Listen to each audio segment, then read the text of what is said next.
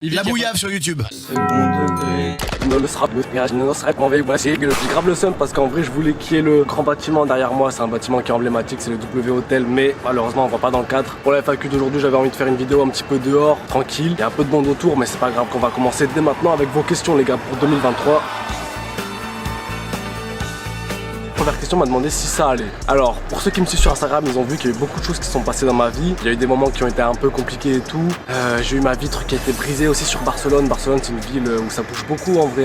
Il y a pas mal d'histoires et d'anecdotes à raconter sur cette ville que j'ai eu, mais en soi, franchement là, j'ai réussi à passer un nouveau cap. Donc ouais, en vrai, ça va beaucoup mieux et tout. Quels sont tes rappeurs favoris? Moi, en vrai, ça change pas. Hein. Chaque année, mon rappeur que j'écoute le plus, c'est Chief Keef. En ce moment, il y a aussi Glock 9 que j'ai pas mal saigné. Après, ça c'est plus du rap US, mais en rap FR, j'avoue que je suis pas trop branché rap FR, à part Rocket comme d'hab, allez checker les gars, c'est le meilleur. Et à chaque FAQ je fais les mêmes blagues, c'est dinguerie, mais bon. Après sinon on a en rap FR, ça change pas, c'est toujours du Zola ou des trucs comme ça. Déjà qu'il est revenu fort aussi cette année là, donc je kiffe bien. Kershak j'ai écouté un petit peu, mais sans plus. En fait la Jersey c'est bien et c'est marrant, mais je trouve que c'est fatigant en fait. C'est à force d'entendre des boum boum boum boum boum. Faut pas en abuser. Ensuite on me demande, tu as arrêté la ligne? Alors ça c'est, je sais pas comment tu sais qu'avant je prenais de la ligne, peut-être avec mes clips, mais c'est vrai que je buvais de la ligne quand j'étais au lycée, donc de mes 16 à 18, 19 ans à peu près. Après j'ai arrêté, j'ai continué un petit peu après le lycée, mais après j'ai arrêté parce que déjà ils ont mis en place le système des ordonnances. Même malgré ça j'arrivais à me débrouiller, mais en dehors de ça oui j'ai arrêté. La dernière fois que j'ai pris de la ligne c'était il y a 1 an et demi je crois. Et même quand j'étais au lycée j'en abusais pas et tout. Voilà, mais ne le faites pas, ça sert à rien en soi. Vous mettez pas là-dedans les gars, c'est super dangereux quand même. Parce que c'est une drogue dure, hein. C'est pas une drogue douce, c'est une drogue dure et tout. Donc bellec à vous les gars avec ça.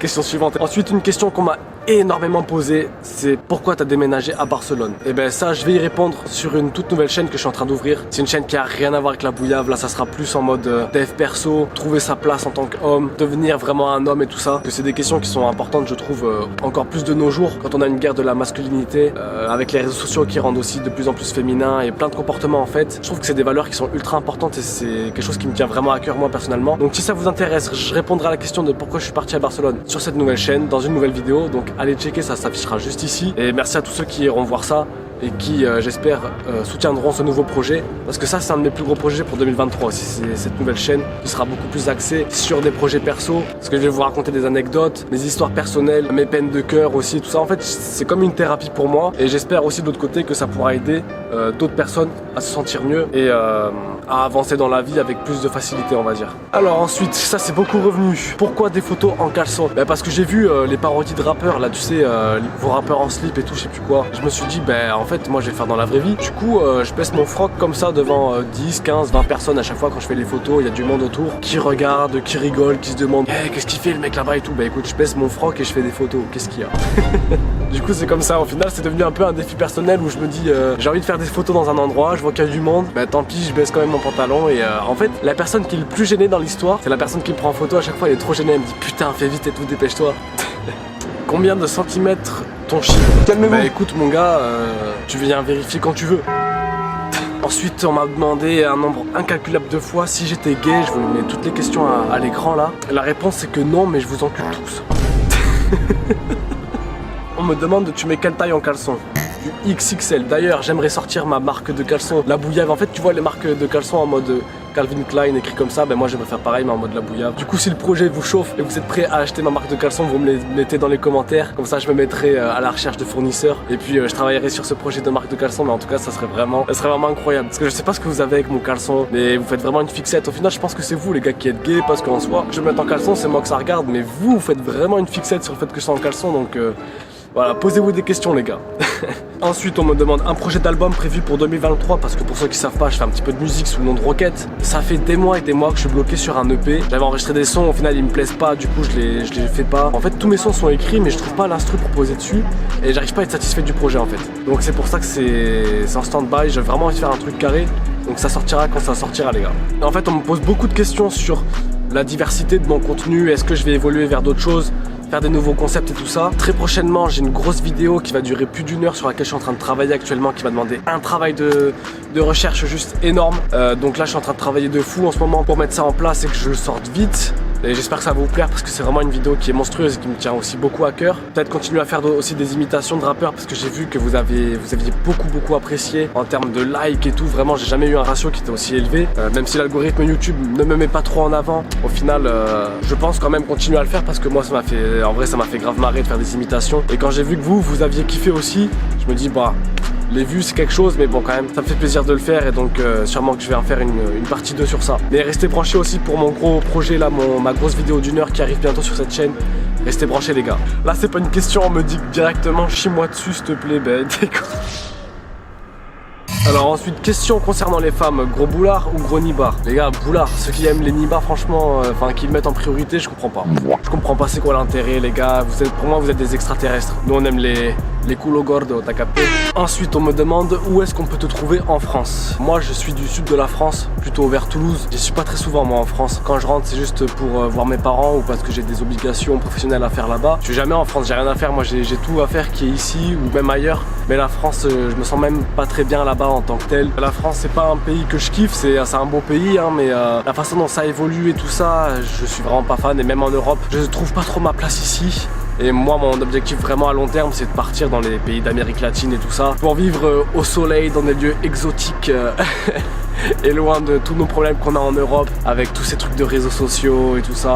Je trouve que l'Europe, il y a beaucoup d'avantages comme le confort et tout, mais après en termes de santé mentale c'est zéro. Tu te vois où dans 10 ans? Je me vois déjà comme j'ai dit hors de l'Europe, dans des pays d'Amérique latine, dans des pays chauds. Je me vois avec une femme et des enfants et un maxi pactole dans mon compte en banque qui m'aura servi à aider mes parents et tout ça financièrement. Donc voilà, c'est là où je me vois dans 10 ans. Dans 10 ans, je me vois serein, tranquille, en train de faire une vie de famille et de me construire encore plus en tant qu'homme. Est-ce que tu pourrais parler avec tes abonnés, genre si on te DM? Bien sûr, moi de base, je réponds à tous mes DM, mais c'est vrai que là, plus le temps passe, plus je reçois plein de DM et même des gens qui m'envoient des clips. Tous les jours, on m'envoie des clips, des sons et tout. Donc ça prend du temps à écouter. Mais en général, si on m'envoie un DM, si c'est pour me poser une question ou quoi, j'essaie vraiment de répondre à tout le monde. Et d'ailleurs on me le dit souvent dans les DM, on me dit waouh t'es un des seuls youtubeurs qui répond à ces DM et tout. Bon après t'as vu je dis ça comme ça en mode je suis une grosse star, j'ai pas 1 million d'abonnés non plus, donc c'est pour ça que j'ai un peu le temps aussi de répondre et qu'il y a une proximité entre vous et moi. Donc écoute, si tu m'envoies un DM, il y a moyen que je réponde. Je te promets rien, mais je ferai en sorte de répondre en tout cas. Ensuite, question très importante et très intéressante où on me demande avec la nouvelle réforme de YouTube, tu vas faire comment pour continuer? Parce que pour ceux qui savent pas, mais je pense que vous l'avez vu de toute façon sur les vidéos des youtubeurs, maintenant toutes les insultes, même tous les gros mots, les mots grossiers sont bipés.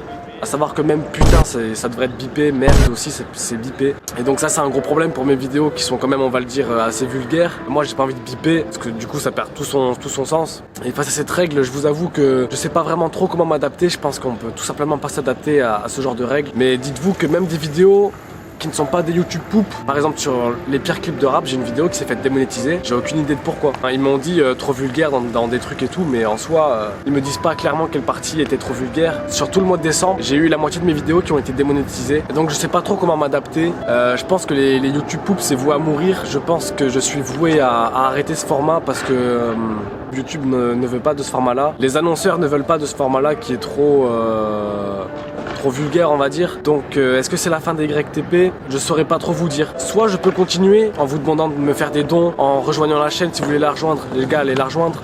Je mettrai le lien dans la description. Sans qu'on me fasse des dons ou qu'on rejoigne la chaîne pour me soutenir, je suis obligé d'arrêter parce que c'est vrai que c'est bien de faire rigoler les gens et tout. Même moi ça m'amuse. Déjà j'aimerais être connu pour plus que ça. Mais aussi de l'autre côté c'est que j'ai besoin de sous quoi. Comme tout le monde, j'ai besoin de manger, merde. Alors ensuite on me demande, tu t'es déjà fait attaquer par un rappeur car la parodie dans laquelle il se trouve ne lui a pas plu? Ouais, c'est la première fois que ça m'est arrivé où j'ai reçu un DM de Kershak suite à la YouTube poop que j'avais faite sur lui. Il m'a envoyé 3 vocaux pour me dire que fallait enlever quoi, que ça n'allait pas. Donc du coup moi j'ai pas cherché non plus les embrouilles, j'ai pas fait le mec ni rien en mode ouais c'est des blagues et tout. Je fais d'accord, dis-moi c'est quoi la partie qui te correspond pas, je l'enlève tout de suite. Du coup il m'a dit les parties qui n'allaient pas, j'ai un petit peu négocié et tout quelques parties. Bah ça c'est très bien résolu. Et puis ben, en fait c'est pour ça que du coup quand j'ai sorti ma vidéo sur Kershak j'ai eu des stats de folie. J'étais déjà à presque 10 000 vues en à peine 1 ou 2 heures. C'est des stats que je fais vraiment très rarement ça. J'étais là putain ça va faire vraiment beaucoup de vues. Du coup je reçois ce DM et je suis obligé de mettre la vidéo en non répertorié. Donc si vous cherchez un petit peu sur ma chaîne vous allez la trouver, elle est en non répertorié et il y aura marqué non censuré entre parenthèses. Mais du coup j'ai dû reposter une nouvelle version de la vidéo en enlevant une minute, plus d'une minute de la vidéo, donc ça veut dire qu'il y a 30% de mon travail qui est passé à la poubelle. Mais comme du coup ça lui a pas plu, moi je suis pas là non plus pour le faire chier. En fait il a mal compris, je pense, le principe des parodies, parce qu'il me dit ouais, ça peut t'apporter des problèmes, parce qu'à un moment où je disais qu'il parlait d'un petit. C'est-à-dire je prends un petit caca, je mets la capote, caca, Sur ça la fin. glisse. Ouais. J'aime trop. Où je faisais croire qu'il était gay aussi. Enfin, en fait, c'est les classiques de la chaîne. Et lui, je pense qu'il a eu peur pour son image de street.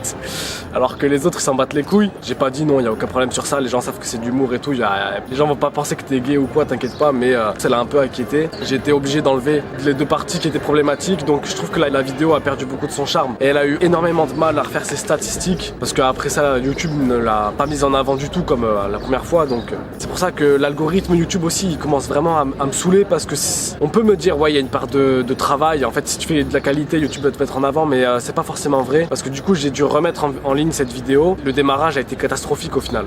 Les 10 000 vues je les ai faites en 24 heures, alors que je les ai faites en 1 à 2 heures la première fois que j'ai posté. L'algorithme, il y a aussi une grande part de chance, et sur ça du coup la vidéo a été beaucoup moins mise en avant. Heureusement elle a fait ses stats un peu plus tard, mais je pense qu'elle a fait beaucoup moins de vues que ce qu'elle devait faire de base. Et donc vous voyez, c'est tout ça, toutes ces frictions qui font que les YTP c'est devenu vraiment compliqué aujourd'hui. De 1, de par les règles YouTube, de 2, de par les rappeurs qui ont peur pour leur image. Après c'est pas tous qui sont comme ça, beaucoup rigolent, même Sadek récemment a commenté le Color Show malaise que j'avais fait sur lui, donc il a super bien pris et tout, franchement Sadek il régale mon gars. Oh la mouette! Ouais, il y a beaucoup de friction, en fait j'ai beaucoup trop de friction, et quand je fais une YouTube poupe maintenant, en fait j'ai peur de me dire putain, est-ce que ça je vais être démonétisé, est-ce que le rappeur il va pas mal prendre ça. Ça me freine mentalement et ça fait que je suis beaucoup moins productif. Là récemment j'ai essayé d'en faire une sur Crukra, j'ai pas réussi, j'étais en train de sentir que je me forçais et tout, je le sentais pas en fait. Dites-moi ce que vous en pensez vous les gars dans les commentaires. J'espère que cette petite FAQ vous aura plu les gars. J'ai répondu à un max de questions, j'ai fait en sorte aussi de pas me répéter. S'il y a des questions auxquelles j'ai pas répondu, c'est parce que j'aurais sûrement répondu déjà dans ma première FAQ qui va s'afficher ici aussi, je vous la mets là. Les gars, je vous souhaite plein de bonnes choses. Je vais juste prendre une dernière question avant qu'on se quitte. Es-tu là? Non. Waouh, qu'est-ce que c'est que ce truc là? Me suis fait jeter du paradis. Just wait till I land and they're all gonna freeze. All of this ice, I'm on 0 degrees.